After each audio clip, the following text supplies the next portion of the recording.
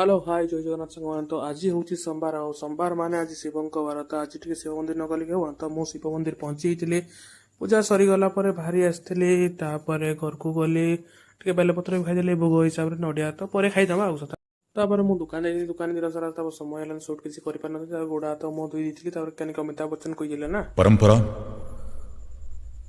प्रतिष्ठा, अनुशासन। तापर मु आज गोटे स्पेशल जिन होता मामा कहते चल आज घर बढ़िया जिन खाई पूजा तो घर होता आलुदम आला गुलगुला आपन के खाई कि मतलब कमेंट कर निश्चय जनइबे।